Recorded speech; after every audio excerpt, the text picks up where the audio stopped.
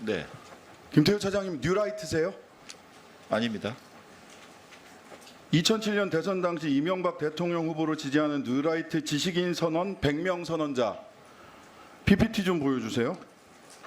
여기 김태우 차장님 이름 올리신 거 맞죠? 그때는요. 올리신 거 맞죠? 네, 이름은 올리라 그랬습니다만은 참석하거나 그 이후에 연결된 적이 없습니다. 뉴라이트 백인 선언 지식인 선언에 올리신 거 맞잖아요, 그죠? 네, 거기에는 같이. 근데 왜 지금은 뉴라이트가 아니세요? 그 이후에 활동한 적이 없기 때문입니다. 뉴라이트라는 게 부끄러우세요 지금? 뉴라이트라고 제가 그때 이름을 쓴 것은 네. 구태의연한 우파 보수를 벗어나서 신선하고 참신한 젊은 우파 보수 지식인이 되자, 그래서 그 말을 듣고 이름을 쓰라 그랬다. 그러면 뉴라이트는 지금 어떤 말로 쓰입니까? 그 이후에는 제가 모르겠습니다. 아 몰라요? 네, 세상에 이 정부는 굉장히 재밌는 게 뉴라이트라고 평가받는 사람들을 다 정부에 갖다 쓰면서 아무도 본인이 뉴라이트라고 얘기하는 사람이 없어요. 그렇게 부끄러운 호칭입니까? 뉴라이트의 개념을 많은 사람들이 정치적으로 재단을 했기 때문이라고 생각합니다. 뉴라이트가 본인이 생각하는 뉴라이트 개념은 뭡니까? 지금도 같습니다. 혁신적인 깨끗한 우파입니다. 아 지금 뉴라이트로 평가받는 윤석열 정부에서 뉴라이트로 평가받는 분들 데려다 쓰는 분들 혁신적인 젊은 우파다 이런 분들 데려다 쓰는 거예요? 제가 인사권자가 아닙니다만 예. 뉴라이트를 생각하고 인사를 하신 적이 없을 것입니다. 세상에 우리는 그러면 뉴라이트는 세상에 없는데 허상을 두고 국민들이 야당들이 뉴라이트 비판을 하고 있는 거라고 그 차장님은 지금 말대로라면 논리적 연관성 속에서는 그렇게 평가하시겠네요? 세상에 뉴라이트가 있습니까 없습니까? 뉴라이트가 많이 악용되었고 정치권에서 변질되었다고 누가 생각합니다. 악용했습니까? 그것은 알아서 판단을 알아서요? 부탁드리겠습니다. 누구요? 국민의힘입니까? 조국혁신당과 민주당입니까? 모두 해당한다고 생각합니다. 아 국민의힘도 뉴라이트를 악용하고 계세요? 국민의힘 의원들이 굉장히 서운하실 것 같은데 자 중요한 것은 일본의 마음이라는 말씀하셨는데 왜 이런 말씀을 하셨을까 너무 궁금해갖고 논문을 찾아봤는데 아까 논문에서 그런 말을 쓴 적 없다라고 하는데 PPT 좀 보여주세요. 자 일본이 한반도 2006년 한일 관계가 민주동맹으로 거듭나기 뭐 이런 논문 쓰셨는데 일본이 한반도 유사 사태에 개입하는 것이 기정사실화되는 것은 평상시 대북 억지력을 증대시키는 효과를 가져올 것이다 라고 해서 유사 사태 개입 주장하셨어요. 이 개입이 뭡니까? 일본의 미국에 대한 후방 지원입니다. 후방 지원이다. 네. 자 자위대가 주권 국가로서 교전권을 사용하지 못하는 사태에 영원히 있어야 한다는 논리는 대단히 편협하다. 이런 얘기도 하셨죠? 논문에서. 일본의 보통 국가화를 두 번째, 기술하고 네. 일본에서도 찬반이 있는 소위 보통 국가화를 지금 주장하고 계시는 거예요, 그죠? 일본의 평화 세력들은 이 보통 국가화를 다 반대하고 있는데 일본의 일부 극우 정치인들 아베, 기시다 등이 얘기하는 보통 국가화, 교전할 수 있는 나라를 김태호 차장님이 2006년부터 주장을 하셨어요. 자, 조선일보 2015년 칼럼 여기에 일본의 마음이 나오더라고요. 일본의 마음을 단순하게 축약하면 약속하고 합의한 내용을 어기는 한국을 못 믿겠다는 것이다. 이렇게 얘기하셨어요. 그리고 이번에 중요한 것은 일본의 마음이다. 이렇게 이야기하셨어요. 저는 뉴라이트 백인 지식인 선언에 자랑스럽게 이름을 올렸다가 지금은 뉴라이트라고 말도 하지 못하는 분, 그리고 뉴라이트라고 평가받는 수많은 사람들을 중요한 역사기관이나 안보기관에 중용하고 있으면서도 그분들이 또 뉴라이트가 아니라고 이야기하시는 분, 4명의 안보실장이 바뀌면서도 안보실 차장으로서 단 한 번도 자리를 바꾸지 않는 분, 그래서 실질적 안보실장이라고 평가받는 김태호 차장이 대통령을 위하신다면, 대통령을 이렇게 정무적 어려움에 빠뜨리는 것을 걱정하신다면 스스로 물러나야 된다고 생각하는데 어떻게 생각하세요? 제 거취에 대해서는 제가 말씀드릴 처지가 아니라고 생각합니다. 네, 스스로 물러나시는 것에 대해서 잘 생각해 보세요. 대통령에게 얼마나 큰 부담을 주고 있는지. 자, 다음 PPT 하나 보겠습니다. 자, 한일 기본조약 제2조입니다. 한일 기본조약 제2조 뭐라고 써 있느냐? 1965년에 맺은 거죠. 1910년 8월 22일 및 그 이전에 대한제국과 대일본 제국 간에 체결된 모든 조약 및 협정이 이미 무효임을 확인한다. 여기서 이미 무효는 언제부터 무효를 얘기하는 겁니까? 지금 저것이 어떤 문건인지를 제가 잘 보이지 않았어요. 1906 안보실 차장이 이 문건을 몰라요? 한일 기본조약 1965년 네. 본인 국제정치학자 아니세요? 네, 계속 질문해 주십시오. 1965년 한일 기본조약 제2조입니다. 몰라요? 저게 뭔지? 여기 이미 무효라고 되어 있는데 네. 다음 PPT 보시죠. 이 이미 무효를 한국 정부는 1900년대나 1910년부터 당초부터 무효라고 해석하고 있고 일본 정부는 1945년 항복 때부터 무효라고 해석하고 있습니다. 역사적으로 굉장히 유구한 전통을 가진 논쟁입니다. 그때 잘 아시겠지만 무합의의 합의, 불합의의 합의라고 해서 각자 한국 정부는 당초부터 무효라고 해석하고 일본 정부는 1945년부터 무효라고 해석을 하죠.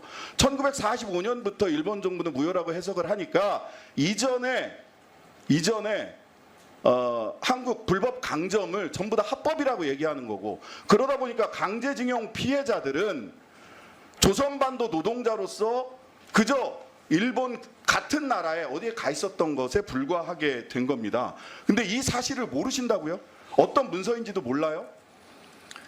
저는 대한제국 그리고 상해 임시정부부터 우리가 주장해온 을사조약의 무효 주장에 대해서 동의하고 국제법적으로 힘이 강했을 시절에 일방적으로 일본이 주장하는 그 해석은 그 당시대로 또 존재한다고 이렇게 생각합니다. 그 당시대로 어떻게 존재하는 겁니까?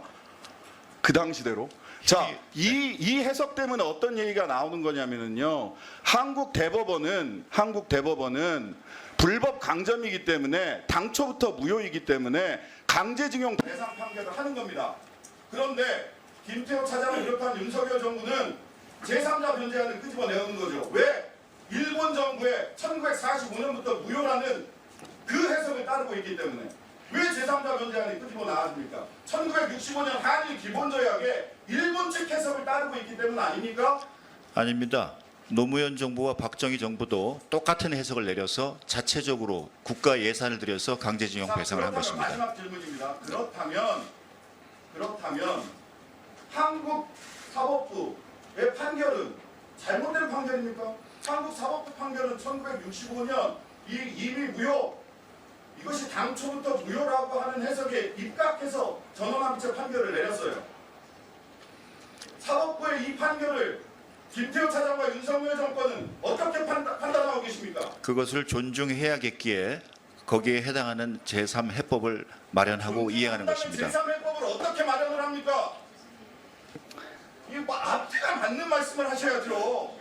네. 존중하는 사람이 어떻게 제3해법을 제3자 변제안을 마련하십니까? 네, 신장식 의원님, 네, 정리해 주시고 보충 질의 때 추가 질의해 주시기 바랍니다. 존중이란 말을 그렇게 사용하세요? 윤석열 정부는?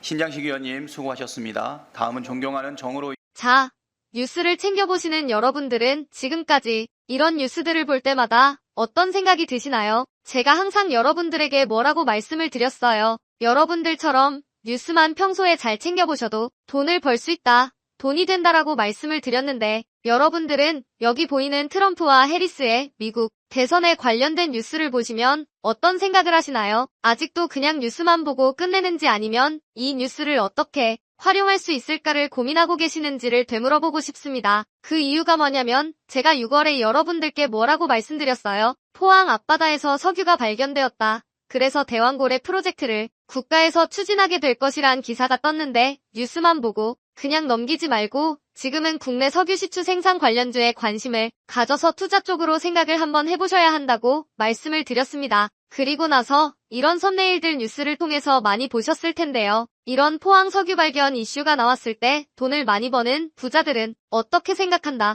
대부분의 부자들은 이런 뉴스들을 보고 어떤 종목이 가장 좋은지 어디에 투자해야 돈이 몰리는지 자연스럽게 생각한다고 제가 말씀을 드렸죠. 부자들이 봤을 때는 뉴스가 곧 돈으로 이어지고 그 뉴스가 나에게 돈을 벌어준다는 경험적 확신이 있기 때문이라고 말씀드렸었는데 월급으로 부자가 되는 건 절대 불가능하다는 걸 이미 부자들은 알고 있습니다. 그래서 이번에도 마찬가지입니다. 보시면 아시겠지만 제가 지난번에도 구독이라고 문자 남겨주신 모든 시청자분들에게 포항 석유 발견 관련주 중 많은 종목도 아니고 가장 급등 확률이 높은 딱 한 종목 화성밸브를 여러분들에게 추천드렸습니다. 그러면서 여기 나와 있는 대로 정확히 어느 가격에 매수해야 하는지, 그리고 수익률이 어느 정도 나왔을 때 팔아야 하는지, 이런 부분들까지 여러분들에게 공유해드렸었는데, 자, 지금 실제로 어떻게 됐다. 오른쪽을 보시면 아시겠지만 제가 6월 초에 이 화성밸브를 공유해 드리고 나서 단기간에 이렇게 주가가 2배 이상 급등이 나왔다. 그래서 최근까지도 전부터 봐주신 구독자 여러분들께서 이 종목으로 수익을 내실 수가 있었을 텐데요. 다시 한번 축하드린다고 말씀을 드리겠고, 자, 이번에도 마찬가지입니다. 앞으로 이슈가 될 수밖에 없는 게 미국 대선이라는 걸 잘 알고 계실 텐데, 우리가 어떻게 생각해 볼 수 있다. 미국 대선에 관련된 국내 관련 대장주가 무엇일까? 트럼프나 해리스 둘 중 누가 당선이 되어도 상관없이 반드시 오를 만한 국내 관련주는 무엇일까를 생각해봐야 한다는 거죠.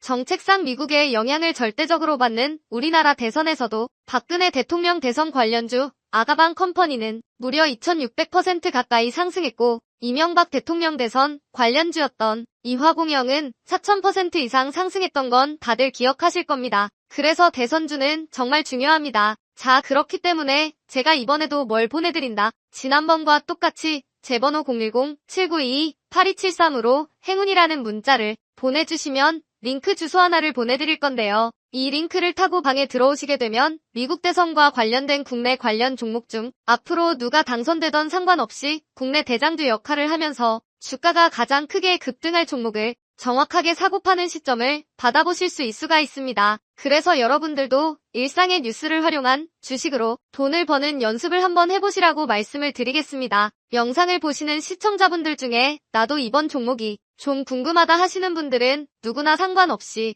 그리고 어느 시간대나 상관없이 부담 없이 이렇게 상단에 제 번호를 항상 남겨놓고 있습니다. 제 번호 010-7922-8273, 저에게 이런 식으로 지난번처럼 행운이라는 문자 보내주시면 제가 이번에도 똑같이 대선 관련 무료 추천 급등주 링크를 보내드리겠습니다. 이해되시죠? 그래서 제 번호 010-7922-8273번호로 행운이라는 문자를 보내주시면 여러분들이 직접 뉴스를 통해서 돈 버는 연습을 해보실 수가 있는 거고, 제가 돈을 받는 것도 아니고 투자를 대신해드리는 것도 아니니까 부담 없이 신청해주시면 되는 겁니다. 단돈 1만원으로도 시작해도 괜찮은 게 투자와 재테크입니다. 그리고 수익이 나면 저는 다른 것은 바라지 않습니다. 제 채널의 구독과 좋아요 한 번씩만 눌러주시면 됩니다. 시청해주셔서 감사합니다. 제 채널의 구독과 좋아요 한 번씩만 눌러주시면 됩니다. 시청해주셔서 감사합니다.